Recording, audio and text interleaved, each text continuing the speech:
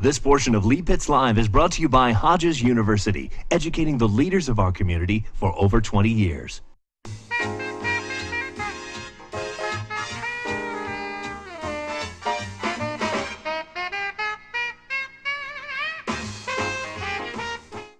Welcome back, Southwest Florida. She was the Person of the Year for Lee Pitts Live in 2013. We're now starting to pick a Person of the Year. She was the first Person of the Year on Lee Pitts Live for 2013. So we're delighted to have her here in the studio. And my first question is going to be, how has her life changed from after becoming the Person of the Year for Lee Pitts Live in 2013? Samira Beckwith, CEO of Hope Hospice. Let's bump. Okay. Okay, tell me how your life changed.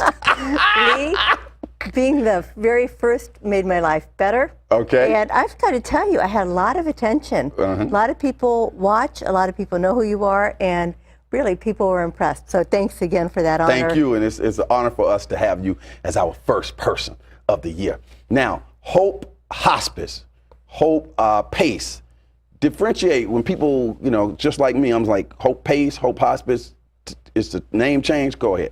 Well, actually, all of our programs help people stay at home for as long as possible, help them be able to be a part of the community, and when they have a serious illness or an advancing illness, and they need a lot of help. So Hope Hospice, Hope Pace, we have other programs all under the Hope Healthcare Services umbrella. I see. So it's a big operation as different people fit into different pockets there.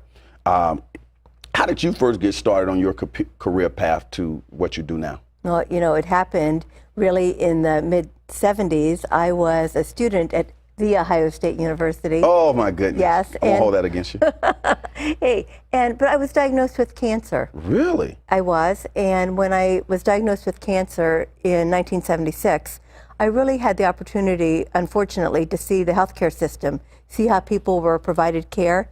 And then it was the same time in this country that hospice was starting. And I decided then that I was going to really dedicate my life to helping people during very difficult times, serious illness, and really see if we couldn't make the system better and the care better for people. Excellent. So I'm not glad that you were diagnosed with cancer, but I'm glad that you took that career path because you have really done an outstanding job, not only locally, but nationally and internationally with the work that you do. And that's one of the reasons we were so proud to have you as the Person of the Year. Now, sort of illuminate some of the basic services that you provide in Hope Services. Well, all of our services really, again, are aimed at keeping people at home. With PACE, it's a very special program. We're the only PACE provider in a 3-county area, Collier, Lee, and Charlotte counties. And in our PACE program, we have a day center where adults who are over 55 who really have a very serious illness and in order to be able to stay in their own home, they need to come to a center, they need some special care.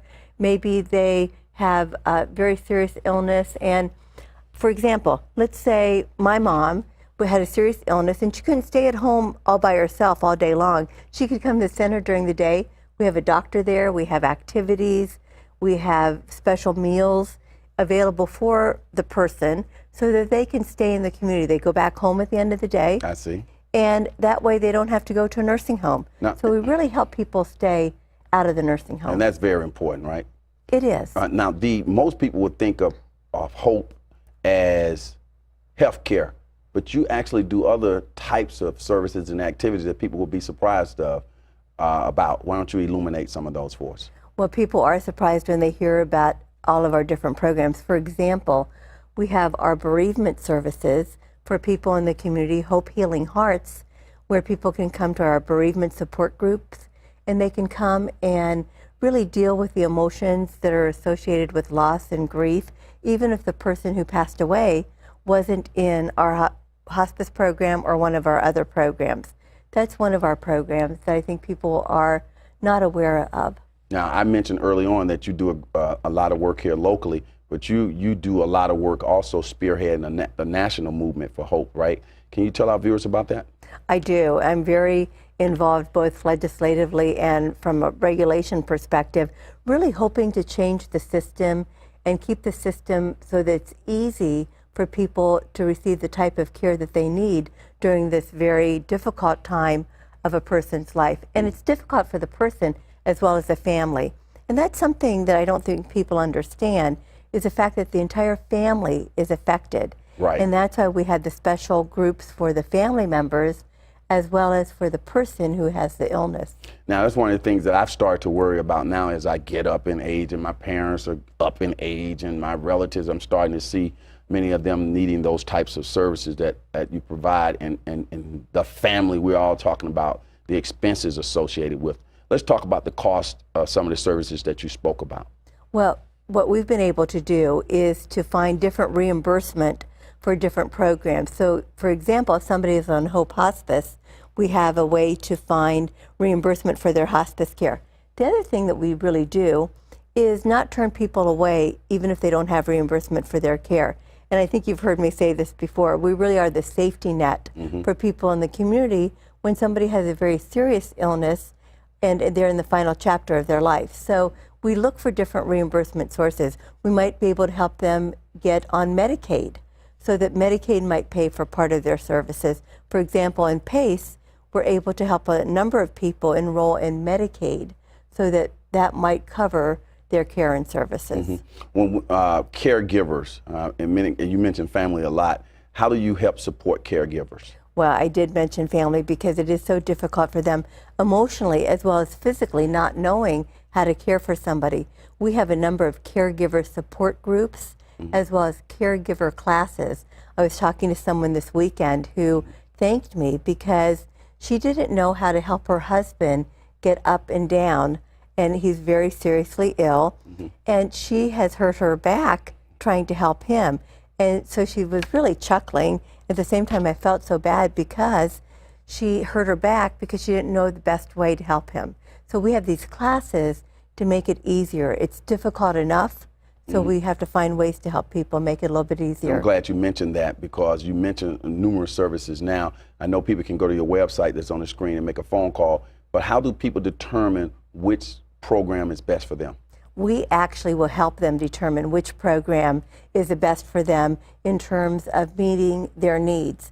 And so if they call us, if they call any of our programs, Hope Hospice, Hope PACE, any of our other programs, go to our Hope Healthcare Services website, actually our Hope PACE website, they call us, we will help them determine which program is best for them. I even mentioned it earlier about, concern about my parents, grandparents, not grandparents, but my uncles and aunties. I see them all now, and they're all elderly. Yes.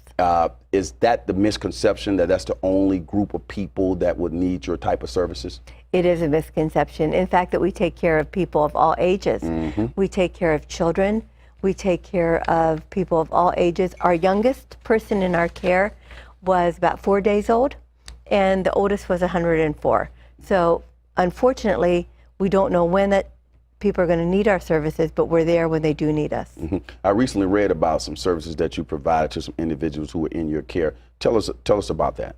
Well, we had a 12-year-old. Pets. Oh, our pets you want to hear about. Well, you know what? We all know that pets are very close and they're very important. They really are part of the family. So we have a special program, our Hope Pet Peace of Mind. Wow. So, you know what? Let's say it happens all the time.